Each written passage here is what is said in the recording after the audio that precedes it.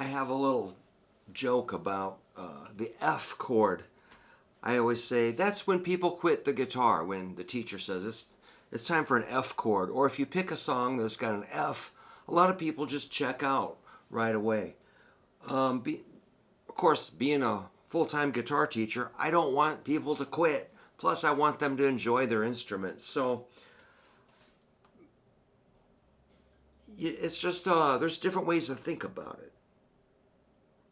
Remember that an F is going to be a bar chord, and any bar chord is basically a normal chord that we play in the first three frets, just moved up the neck.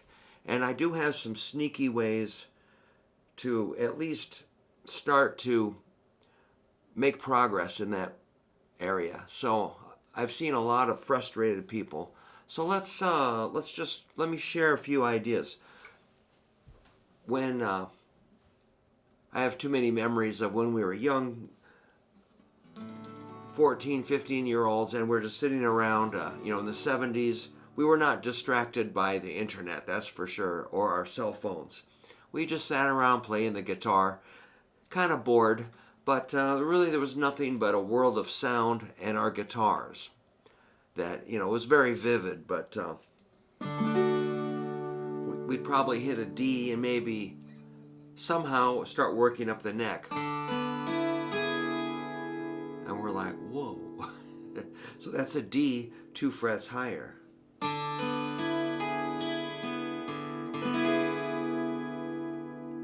Cosmic. If you go one more fret, it's some sort of an F. Maybe an F with a D bass note. If you go 2 more frets, you got a G with a D bass note.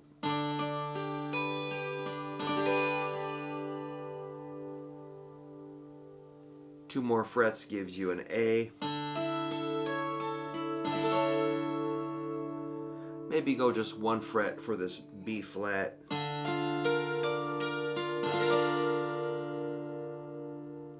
Two more frets is a C with a D bass note. And finally, there's the octave.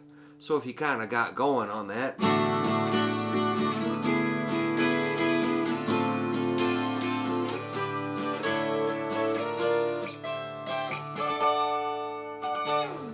so that's at least we're moving up the neck. So that's kind of the idea of bar chords.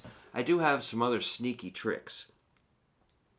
Let's say you want to play a song that's got a regular big fat, maybe like an F sharp bar chord like this, and you're just not having any luck. All right, this is what I do with my students. I have you make an E chord,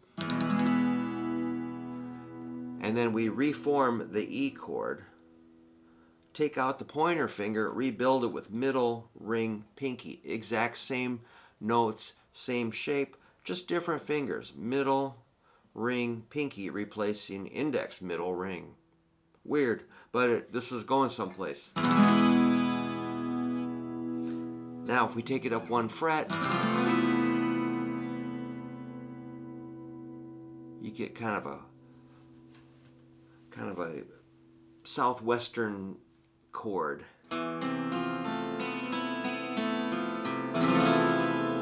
It's just sort of a mystical, some sort of an F.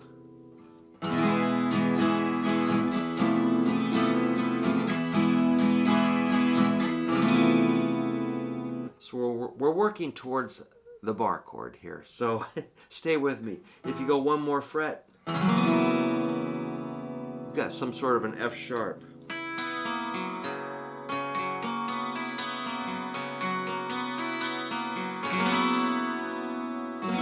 Another mystical chord.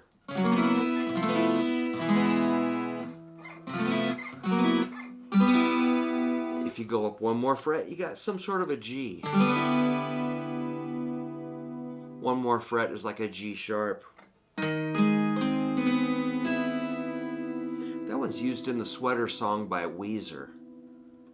No. What is that? Like a... Say it ain't so. Okay, sorry. Go one more fret, you got an A.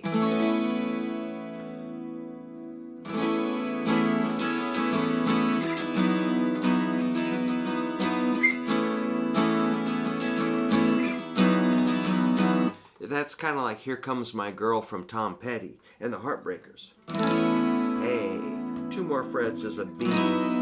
Some sort of a B.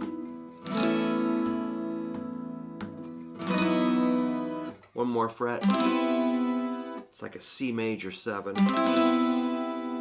So they do sound pretty cool, moving up the neck. All right, once you get used to that, maybe take a little break. Getting any pain in your hand, that's probably normal to have a little discomfort. But what I'm trying to do is bypass that struggle of just putting that bar chord together. But once you get up here and you get used to moving that E shape up the neck, key word, it's an E shape, moving up the neck. Key concept. All right. Once you get used to that, then let me grab a capo.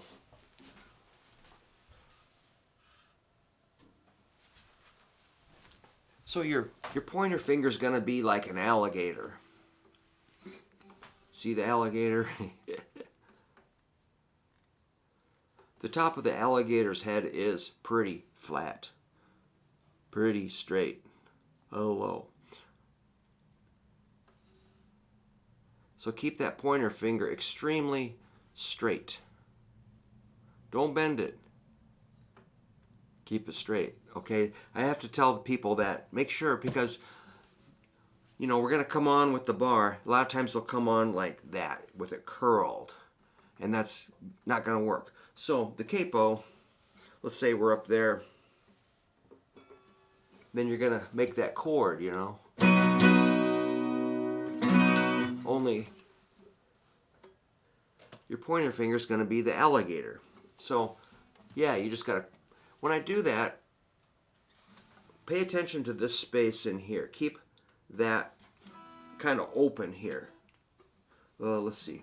You should be able to stick a pen through there with space to spare. In that space, okay. So here we are. Can you see that? Awkward. Maybe that's not a good angle, but we're trying. Then build your shape. Or just have your shape and add the pointer. Maybe start with the shape, add the pointer. Your thumb is going to support that.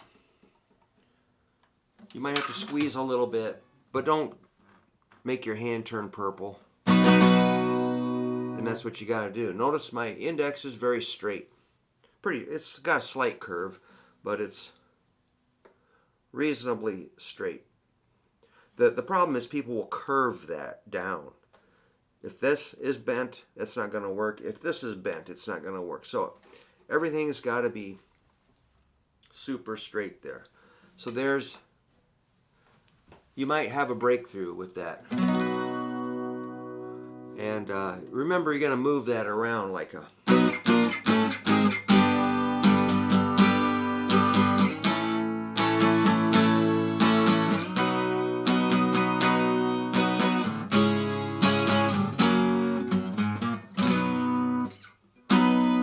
And that's how I get my students to play bar chords. That's one way. And I do have those shapes written out in my book. Sales pitch coming. But it's on page 10.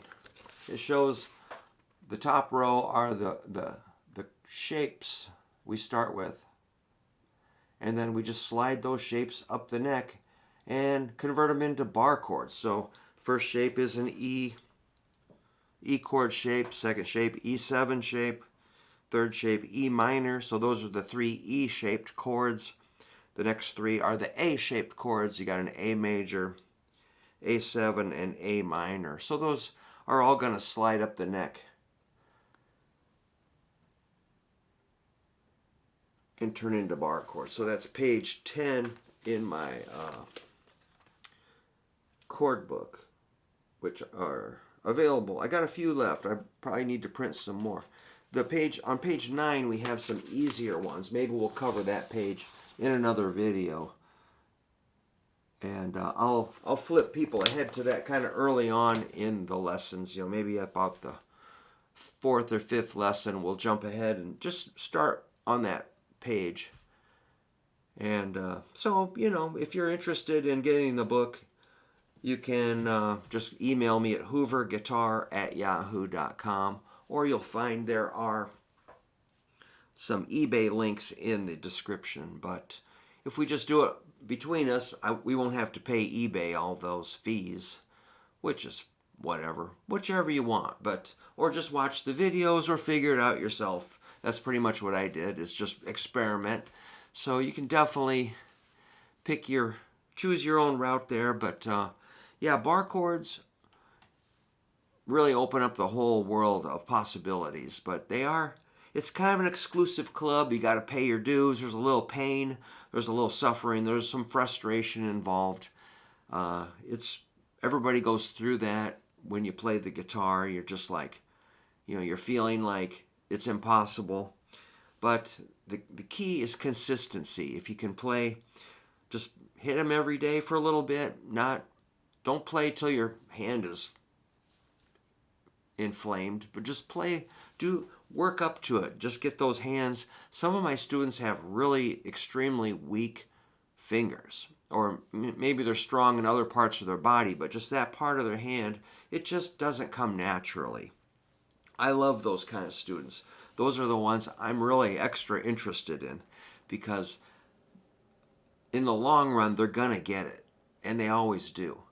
So it's just remaining kind of calm, relaxed. You can't force it. You just gotta think about it and approach it logically, and do a little bit every day, and you'll get those dumb bar chords. It won't even be a thing once you get over that hump. But it does take time, and everybody takes a different amount of time. So I can't tell you how long it's going to take. But you just gotta, think of yourself as a musician first, and then do what a musician would do. And you'll figure it out. If I can help you, I'm glad. Please ask questions. You can email me at hooverguitar@yahoo.com. And I'd be glad to send you a book or reply or give you custom coaching or anything. If you have a question about guitar, let me know. I'll make you a video just dedicated to your question. So I'm just here to help people, and it's kind of makes me happy to see people make progress on guitar. All right, that's it. Have a good day. Thanks for stopping.